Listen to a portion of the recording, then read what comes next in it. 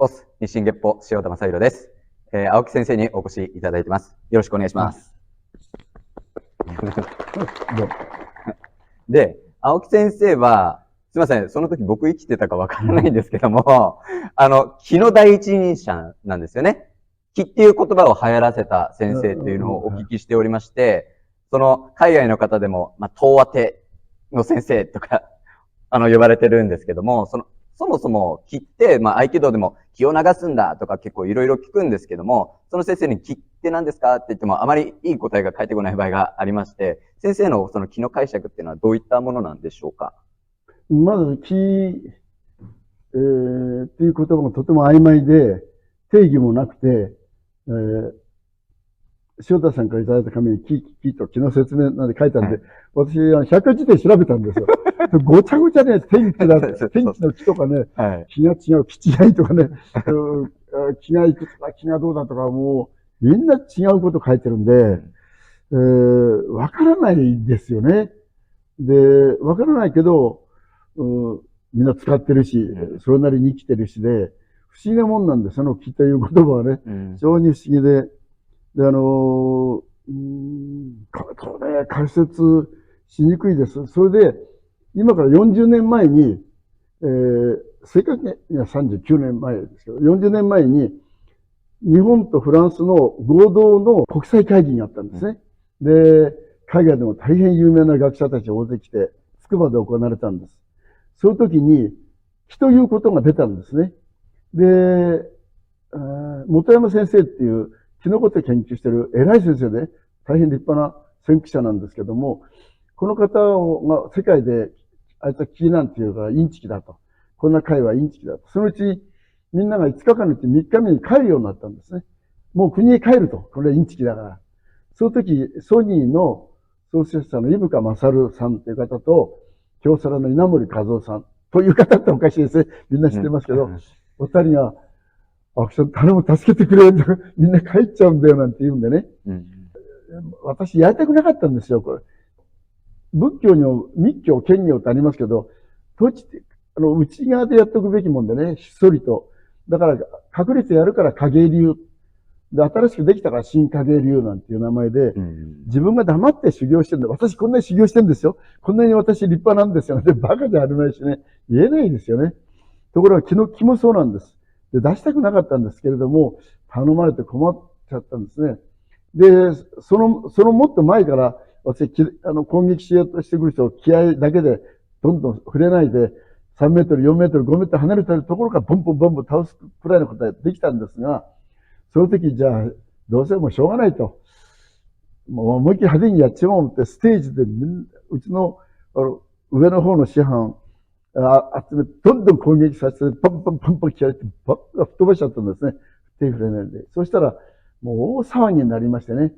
で、みんなもう、こんななってしがみついて見てて、で、結局最後まで続いたんですけれども、その中で一番反対してた人も感激して、フランスの当時の新態度、今の天津態度ですけども、入って、フランスでは大変有名なね、ジャーナリスト、女の人がね、男も新聞の方ではすごい有名な人だったんですけど、フランス行ったら二人ともフランス新態度の会計係とかね、宣伝係やってくれてましたけど、で、私フランス語全然読めないんで、ル・アクチュエルっていう各月刊誌です。1ヶ月おきに出る大きな雑誌があったんですけど、そこを見たら、至るところに青木とかキって書いてあったんで、何か書いてあるなと思ったんです。それがヨーロッパに広まってからアメリカへ行って、フリーエナジーなんて言って、アメリカにも気が流行っちゃったわけですよね。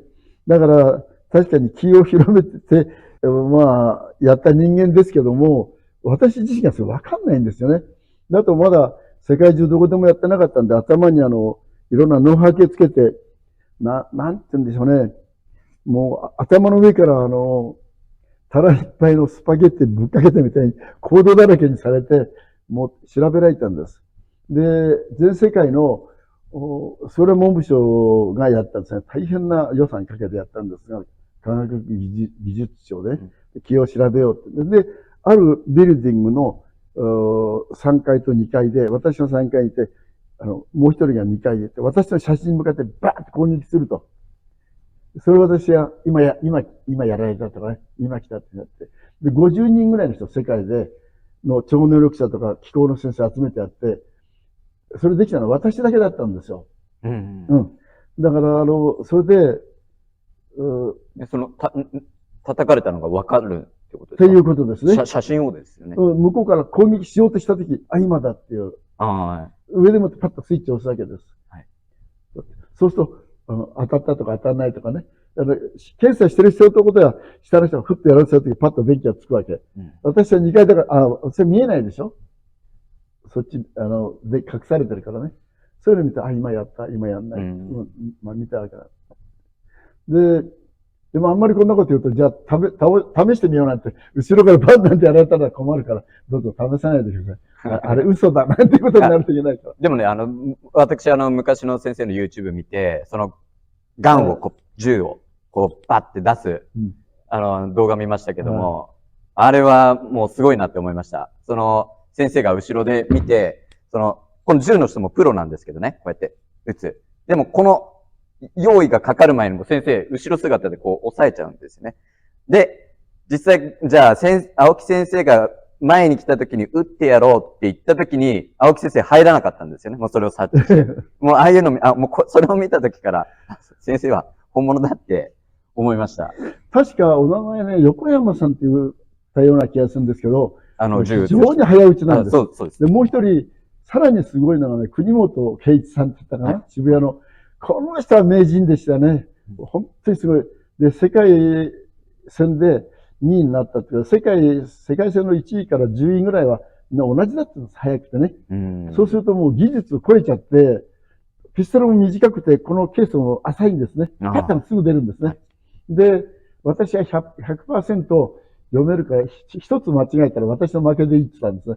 だ向こうは向こうで一発避けられたら私の負けでいいと。両方でも意地張ってやったんですけど、まあ、うまかったですね。すごい人ですね。今でも本当、お会いしたいなと思いながら、渋谷でお店の前通るとね、ガンショップなんかやっててね、ここにいるんだなと思いながら通り過ぎてますけど、あれも機能操作ではあるんですか？国本さんは、こんなこと言うと営業妨害みたいで悪いですけど、まあ、このビデオ見ることがあったらね、あの方は気を止めてるんです。気の動きを。はい。それで、なるほど。呼吸も止めてます。だから、普通の人には忍者でも読めないですね。で、この呼吸と気の動きってのは結構一致してるんです。で、なんか、パッとやろうとするとき、呼吸が止まったりね、何かしてるんですね、自動的にね。で、そこを、国本さんは調整してるんで、で、後でビデオ見たら、10本のうち6本ぐらい私ちゃんと避けてたんですけど、あとの3本はなんかわかんない、同時見てわかんなかった。1本は完敗ですね、本当に。もう負けましてね。で、他で、それ以外にやったところでは、もう全部やられたのもあるし、とにかく早いですね。もう、あっと言うまでない、あって言おうと思ったらもう寝て打ってるようなね。すごい上手い人で、横山さんも上手いし、国本さんも上手い、すごい人いますよね。だから、そういう気を読むということになると、ちょっとこう持ってね、ちょっと右手。はい。で、来ます。で、ちょっと、そう。で、もうちょっと向こう行ってみてください。で、もっと後ろ行って、それで後ろにする。はい、ここですね。これです。それからね、はい、今やろうと思ってます。こう来て。はい、こことがちょっと荒いですね。もう少し。はい、ここが今、好きです。全部違うんです。ここが今やろうとしてますよね。だから、ここがね、またやろうと思って。だから、で、こう来てくる。っていうようなもんなんですよね。その気を読むという、もういいです、どうも思います。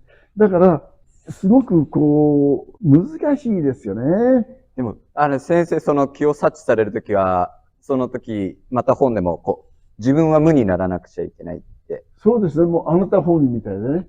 こう読んでですね。私ね、女房によく言われるんですよ。あんた気読むって。あなたほど女心のわかんない人いないわとか言われてね。すいません。だから全然ダメですね。私落第ですよね。